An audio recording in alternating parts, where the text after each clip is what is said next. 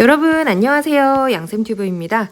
자, 우리 다가오는 2026년 12월 첫째 주 토요일에 보건의료정보관리사 국가고시가 예정되어 있습니다. 여러분들 아직 의료관계 법규 학교에서 정규 수업을 진행하지 않았을 텐데요. 법규 정규 수업 속도에 맞춰서 우리 국시 준비할 수 없죠. 그래서 여러분들을 위한 국가고시 특강을 시작을 할 거고요. 우리 지금 첫 번째 영상에서는 오리엔테이션 국시, 법규 국시 어떻게 준비해야 하는지에 대해서 이야기 나눠보도록 하겠습니다. 자, 법규 문제 몇 문제 되지 않죠. 총 20문항밖에 되지 않아요. 전체 국가고시에서 비중이 좀 작은가? 라고 생각할 수 있지만 이 의료관계 법규에서 20문제 중에 8문제 이하, 미만으로 문제를 맞추는 경우, 이하 과락이 아니죠. 미만이 과락이죠.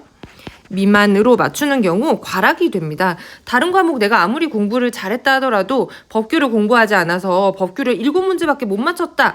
그러면 평균이 60점을 넘는다고 하더라도 국가고시에서 탈락하게 돼요. 그래서 법규를 무진장 열심히 공부할 필요는 없지만 절대 등한시에서는 안 되는 과목이죠. 자, 법규에서는 무엇으로 구성이 되어 있을까? 첫 번째 의료법이고요.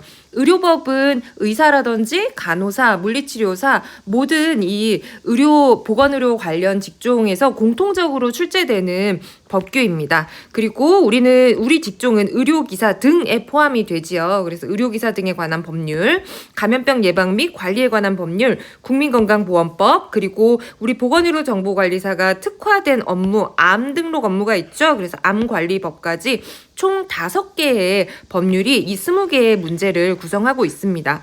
문제의 문항수는 조금씩 차이가 있을 수 있지만 통상 나온 그 문항수에 따르면 의료법은 20문제 중에 5문제, 의료기사 등도 20문제 중에 5문제, 감염병 3문제, 국민건강보험법 4문제, 암관리법 3문제로 구성이 되어 있어요. 어떤 과목이 더 많이 나오고 덜 나오고 이런 큰 차이가 없기 때문에 모두 다 포기하지 않고 좀 공부를 해주셔야 되고요. 각 과목별로 난이도를 살펴보면 의료법이 공부 분량도 가장 많고 암기해야 될 내용도 많습니다. 문항수도 물론 많고요. 그래서 난이도로 저는 별을 1, 2, 3, 4개를 별을 줬어요. 의료법은 특별한 요령이 없어요. 전반적으로 성실한 학습과 암기가 필요합니다. 근데 불행 중 다행인 것은 의료법이 여러분 공부하실 때 제일 먼저 내용을 공부를 하게 돼요. 그래서 좀 초심으로 열심히 공부할 수 있다. 그래서 포기하지 않고 할 수 있는 부분입니다. 근데 공부하다 보면 좀 지치죠. 그렇죠? 그래서 뒤에 국민건강보험법, 암관리법 이 정도 진도가 나가면 이제 좀 초심이 딸려서 공부를 대충 하게 되죠. 어쨌든 의료법은 전반적으로 성실하게 공부를 하셔라. 의료기사 등에 관한 법률에서 의료기사의 직종이 있고요. 의료기사 등에 보건의료정보관리사가 포함되어 있습니다. 그래서 전체 의료기사의 법에서 우리가 이 해당되는 부분은 절반 정도의 내용밖에 되지 않아요. 그래서 분량 자체가 작고 내용이 대단히 복잡하지 않습니다. 그래서 별표를 2개만 줬고요. 내용도 어렵지 않고 좀 이제 공부를 해야 될 부분이 있다면은 어떨 때 면허 정지가 되지, 어떨 때 면허 취소가 되지, 이런 벌칙 위주로 좀 암기를 하시는 게 공부의 요령이 되고요. 감염병 예방 및 관리에 관한 법률은 내용이 어렵습니다. 그래서 공부하기가 싫어요. 나 공부하기 싫고 그냥 3문제 틀리겠다. 이렇게 하면 포기해도 됩니다. 근데 우리가 3문제를 포기한다고 내가 딴 거 다 맞출 자신 있나? 그렇지 않잖아요. 그래서 감염병에서는 내용이 어려운 만큼 이 문제를 대단히 어렵게 내지 않아요. 그러니까 컨텐츠가 어려우니까 문제 자체는 쉽게 이렇게 꼬지 않고 쉽게 낸단 말이에요. 그래서 감염병에서 반드시 암기해야 되는 필수 암기 요소를 좀 암기를 하고 국시를 보러 가셔야 이 정도는 내가 외워야 이거 입장권 들고 국시장에 입장하는 거죠. 이것도 외우지 않고 국시를 보러 갔다? 그러면 입장권 없이 롯데월드 들어가겠다는 거죠. 그렇죠? 그래서 몇 가지 외워야 하는 것들 강조해서 공부를 좀 할 거고요. 국민건강보험법 같은 경우에는 우리 보건의료정보관리사가 의무기록 관리에 대한 업무도 하지만 사실 원무과 관리의 전반적인 업무 그리고 건강보험과 관련된 업무들을 함께 하시는 경우가 많죠. 그래서 여러분들이 이미 국민건강보험에 대해서 학교에서 수업을 2학년, 3학년 때 많이 들었습니다. 그래서 전혀 학습이 안 되어 있는 상태가 아니기 때문에 내용은 어렵지만 그래도 공부할 수 있다. 내용은 어렵다. 하지만 여러분들은 국민건강보험 실무에 대해서 공부를 하셨기 때문에 4문제 이거 맞출 수 있습니다. 그래서 공부하면 돼요. 자, 다음 암관리법입니다. 암관리법도 내용을 대단히 꼬지 않아요. 그래서 필수 암기 요소만 좀 잘 챙기시면 세 문제에 맞출 수 있어요. 그래서 통상 여러분들이 나 법규 공부 좀 했어. 나 필통에 있는 법규 문제는 좀 다 풀어봤어.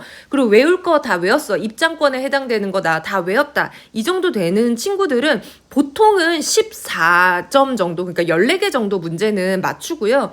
이렇게 나 지금 8개 맞았어, 7개 맞았어, 이런 친구들은 공부 제대로 안 했는데 쉬운 문제 있어서 좀 맞추고 찍은 거 맞추고 이렇게 하면 이제 8개, 9개 이렇게 되는 거죠. 그래서 여러분, 내가 한 12개에서 15개 정도는 맞추겠다 하는 마음으로 법규를 시작하시기 바랍니다. 자, 법규 모든 내용을 다 공부해야 되냐? 그렇지 않습니다. 출제 범위라는 게 존재하거든요. 법규 여러분들이 학교에서 가지고 있는 정말 두꺼운 교재 있어요. 그 교재에 있는 모든 내용이 나오지 않고요. 의료관계 법규에서 의료법에서는 이렇게 5가지 부분만 내리겠다라고 했어요.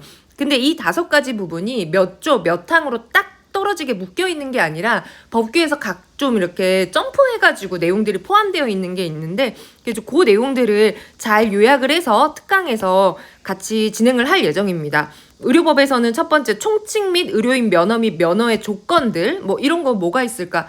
어떤 사람이 면허 시험을 볼 수 있지? 면허 시험을 볼 수 없는 사람은 뭐지? 뭐 금치산자 이런 것들.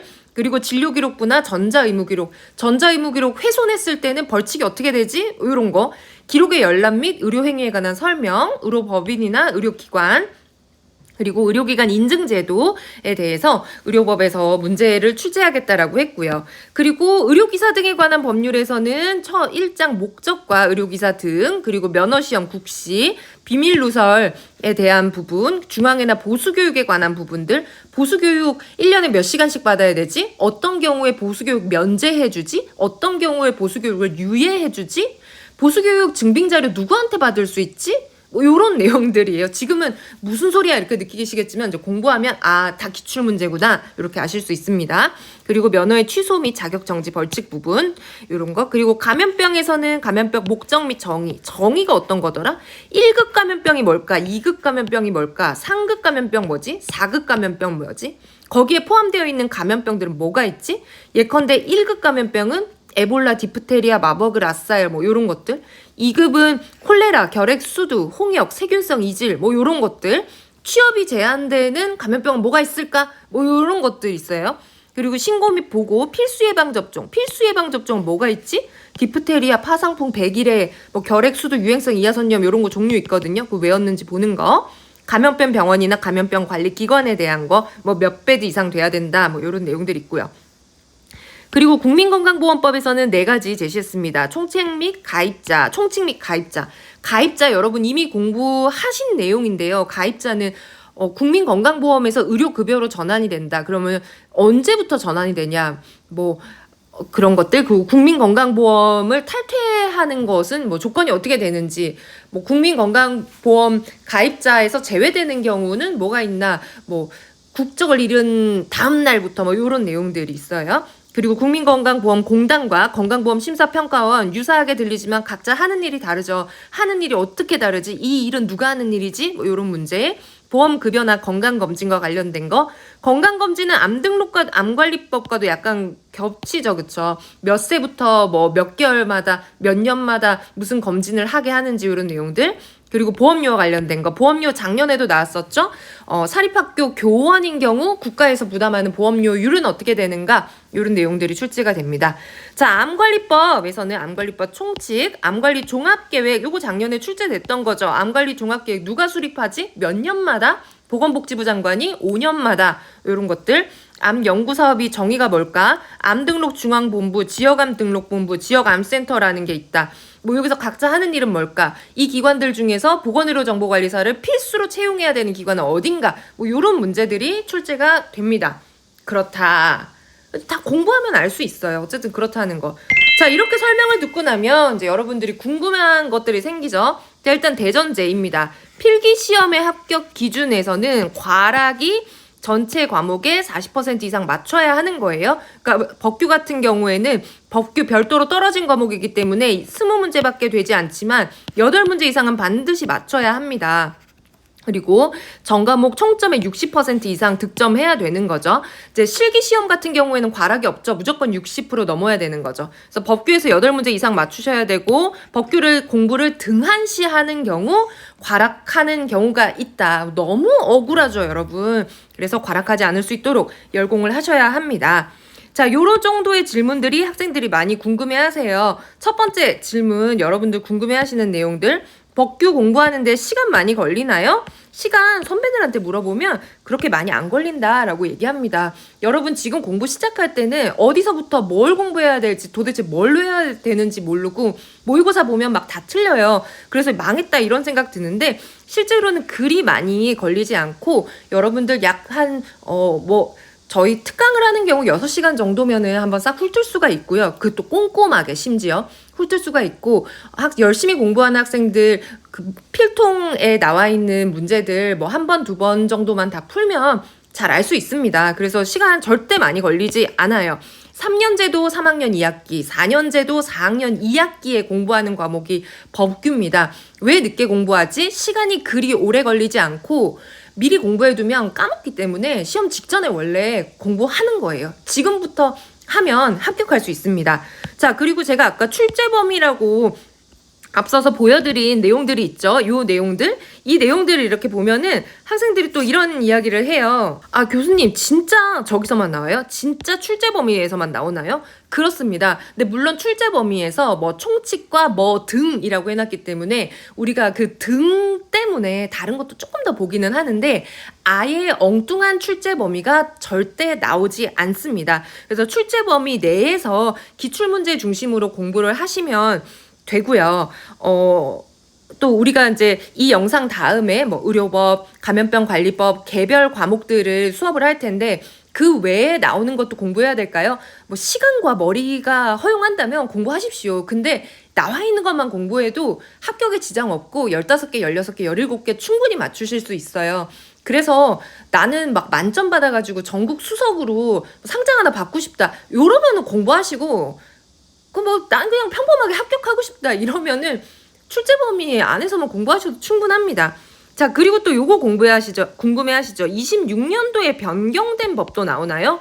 안 나옵니다. 절대 안 나오고요. 통상 그냥 이제 우리가 커먼 센스라고 하죠. 출제자들이 보통 공무원 시험 문제를 출제한다든지 이런 주요 면허 자격 시험 출제할 때 최근 1, 2년 내에 바뀐 법에 대해서는 감히 이 생생한 법을 출제할 용기가 없습니다. 왜냐하면 교재들은 3월에 찍어서 나오는데 법은 4월에 바뀌었어요. 그럼 그 교재가 이 내용을 반영하지 못하잖아요. 학생들이 옛날 내용으로 공부를 하게 되거든요. 그래서 이런 것들을 다 반영을 하기가 좀 어렵기 때문에 출제자들이 엊그제 방금 바뀐 법 절대 내지 않는다. 3월에 바뀐 법, 4월에 바뀐 법, 작년 12월에 바뀐 법 절대 올해 국시에 나오지 않습니다. 혹시 나와? 그럼 그냥 뭐 한 문제 틀리세요. 그것까지 우리가 현행법 막 다 챙겨가면서 공부하기가 어렵거든요. 그래서 26년도 최근에 바뀐 법은 나오지 않기 때문에 너무 크게 신경 쓸 필요 없습니다. 자, 그리고 여러분 이런 것도 궁금해하시죠? 시행령이나 시행규칙도 공부해야 되나요? 우리가 법이라고 하면 의료법이라는 게 크게 있고, 이 법에서 나오는 각각의 조항에서 어떤 식으로 세부적으로 행동을 해야 하는지에 대한 시행령, 또 시행규칙, 뭐 이런 내용들이, 그리고 뭐 어떤 행정 판례 이런 것들이 같이 더해지는데, 의료법에서 중요한 부분은 시행령과 시행규칙도 꼭 봐주셔야 합니다. 근데 다만 보건의료정보관리사 국가고시에서는 시행령이나 시행규칙까지 나오는 경우는 크지 않고요. 전체 20문항 중에서 많아야 1개, 2개 정도 문항이 시행령이나 시행규칙의 내용을 담고 있었어요. 근데 타 과목들, 타 면허 있죠. 뭐 특히 간호사 시험 같은 경우, 간호사 면허 시험은 좀 어렵게 나오는데, 그 경우에는 시행령과 시행규칙이 보기에서 많이 나오는데, 다행히도 우리 보건의료정보관리사의 의료관계 법규는 그리 난이도가 까다롭지 않습니다. 그래서 시행령, 시행규칙 교재에 나오는 만큼만, 특강에서 언급하는 만큼만 암기하셔도 문제 없다. 공부는 해야 된다. 하지만 뭐 다 파 뒤집어서 볼 필요는 없다. 뭐 요 정도 우리가 Q&A 볼 수 있고요. 자, 그래서 어떻게 공부를 해야 하는지 이제 공부 방법에 대해서 조금 이야기를 나누면요. 공부 방법. 앞으로 우리가 이론 공부를 쭉 하게 될 텐데 여러분 법규책을 한번 펴보시면은 처음부터 끝까지 글자만 가득합니다. 이렇게 글자가 많은데 여기에서 내가 도대체 뭘 외워야 하는가? 외워야 하는 것들은 주요 등장인물과 주요 숫자들을 외우셔야 돼요. 등장인물이라 함은 보건복지부 장관, 대통령, 보건소장, 질병관리청장 뭐 이런 분들이 등장을 합니다. 그래서 어느 법에서 이 등장인물이 누구인지를 좀 외워야 되고요. 그리고 주요 숫자라 함은 5년마다, 3년마다, 20개 이상, 7개 이상, 뭐 2년마다 이런 내용들이 나오거든요. 그래서 요 맥락에서 나오는 숫자가 뭔지를 아셔야 돼요. 그 내용을 좀 우리가 기출문제에서 찾아보면 우리가 이렇게 기출문제를 노골적으로 풀이를 하면 안 돼서 이 정도로 정리를 해놨는데 지금 제가 이 써놓은 문제들이 25년도에 국시에서 출제된 기출문제들입니다. 그래서 기출문제 풀이라고 생각하시면 돼요. 자, 첫 번째 볼게요. 상급종합병원이라는 게 있어요. 상급종합병원 지정 요건에 대한 설명으로 정답은 이거였어요. 20개 이상의 진료 과목을 20개 이상의 진료 과목을 갖추고 상근하는 전문의가 있어야 한다라는 보기인데 여기서 20개 요거 아느냐 요거 물어보는 거예요. 우리가 공부를 할 때 뭐 몇 베드 이상이면 필수 진료 과목이 몇 개 있어야 되고 해서 의료기관에서 뭐 7개 필수 진료 과목이 있어야 되고 근데 베드 수가 늘어나면 9개 필수 진료 과목이 있어야 되고 이런 거 암기를 하거든요. 거기에서 이제 나오는 그런 문제들이죠. 뭐 상급 종합병원 지정 기간은 몇 년마다인가? 뭐 이러면 요거는 뭐 3년마다 지정을 한다. 누가 지정을 하는가? 보건복지부 장관이 지정한다. 이런 내용들도 또 충분히 문제로 더 출제될 수 있겠죠. 자, 그리고 또 요 문제 나왔습니다. 처방 전에 보존 기간 어떻게 되지? 2년이다. 여러분 우리의 의무기록에 대해서 공부하다 보면은 의무기록 법정 보존 기간이 있죠. 의사가 작성하는 진료기록지, 수술기록지 10년, 뭐 간호기록지, 환자 명부 5년 뭐 이런 내용들 암기하잖아요. 그래서 처방전 보존 기간은 2년이다. 역시 숫자가 답이 나왔죠. 그렇죠? 위에도 숫자, 아래도 숫자였어요. 3번 문제. 전자의무기록의 개인정보 누출 변조 훼손 시 벌칙 어떻게 되는지 5년 이하의 징역이나 5천만 원 이하의 벌금입니다. 벌칙 암기인데 이 역시도 지금 숫자죠. 그렇죠? 근데 여기서 개인정보 비밀을 누설한 경우에는 어떻게 되지? 비밀 누설인 경우에는 3년 이하의 징역에 3천만 원 이하의 벌금인 거죠. 이런 문제 나올 수 있겠죠. 자, 면허증 발급하고 나서 면허 실태 신고해야 됩니다. 누구한테 신고하지? 보건복지부 장관이에요. 사람 나왔죠. 그쵸? 주요 등장인물. 보건복지부 장관 누군지 알아야지 내가 외울 거 아니에요? 누구지? 자, 보건복지부 장관 우리 정은경 장관님이시죠? 이렇게 기억하시면 됩니다. 몇 년마다 신고하지? 3년마다. 이게 문제로 나올 수도 있겠죠. 신고하기 위해서 뭐가 필요하지? 보수교육해야 됩니다. 보수교육 연애 몇 시간 하지? 8시간 하지. 이런 것도 암기할 수 있겠죠. 자, 보수교육 연마다 8시간씩 해야 한다고 했어요. 보수교육 이수증 발급받아야지 우리가 면허 신고해서 이수증을 낼 수 있습니다. 이수증 발급권자 누구지? 이 역시 사람이죠. 보수교육 실시기관의 장. 자, 지금 나온 5문제, 3문제는 숫자였고 2문제는 사람이죠. 다음 장 보도록 할게요. 자, 의료기사가 품위를 현저히 손상시켰어요. 그럼 면허 정지가 됩니다. 몇 개월? 6개월. 숫자네요. 그쵸? 자, 건강보험공단 이사장의 임명을 누가 하지? 임명은 대통령이 합니다. 오, 그렇구나.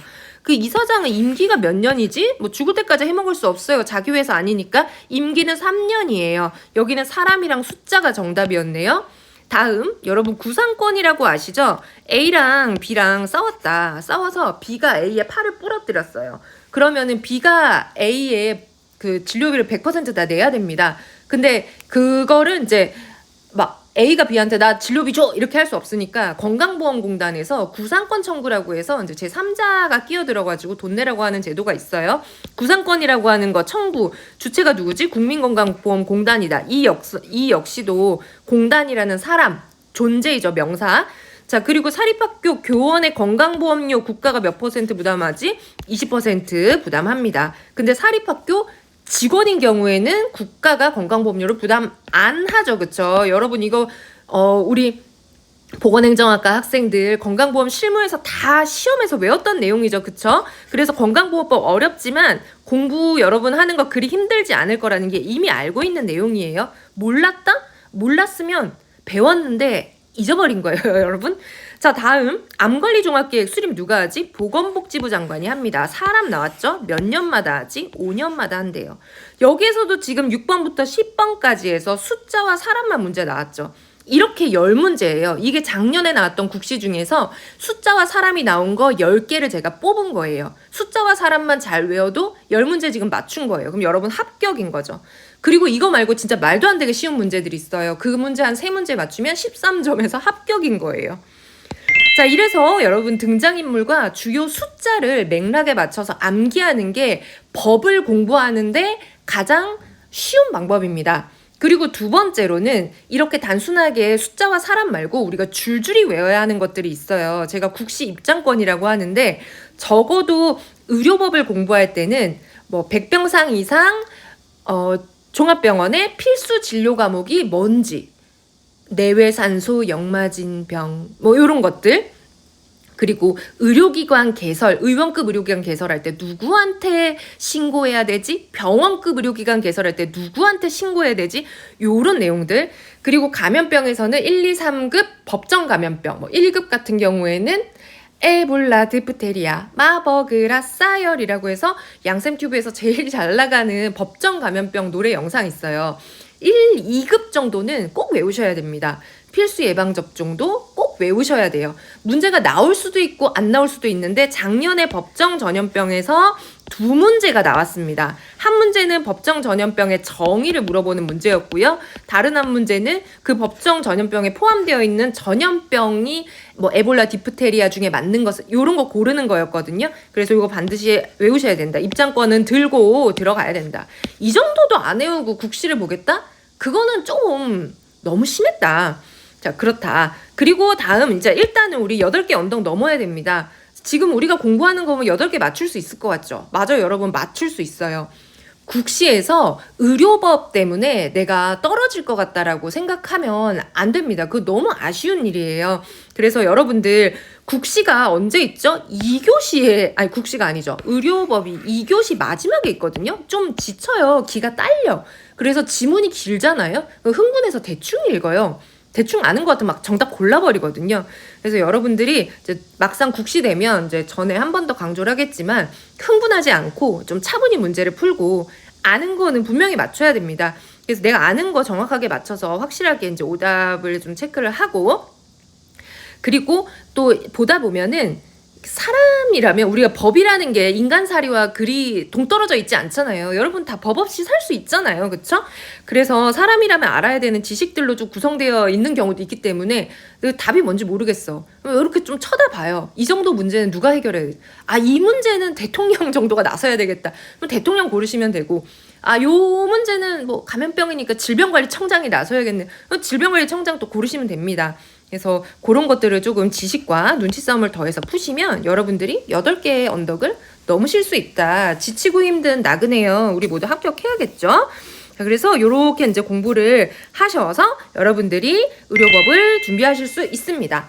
자, 우리 다음 영상에서부터는요, 의료법을 출제 범위에 맞춰서 좀 요약을 해서 이론 공부를 시작해 보도록 할 거예요. 그래서 여러분 학교의 진도와 크게 상관없이 뭐 교재 뭐가 필요하죠? 두려워하지 말고 여러분 가지고 있는 이론서가 있다면 뭐든 꺼내셔도 좋습니다. 그래서 같이 의료법 잘 공부하셔가지고 국시에 대한 두려움 없애고 모의고사에서 하나씩 더 맞춰 나가면서 자신감 얻어 가시는 국시 준비가 되길 바랄게요. 여러분 화이팅 하십시오.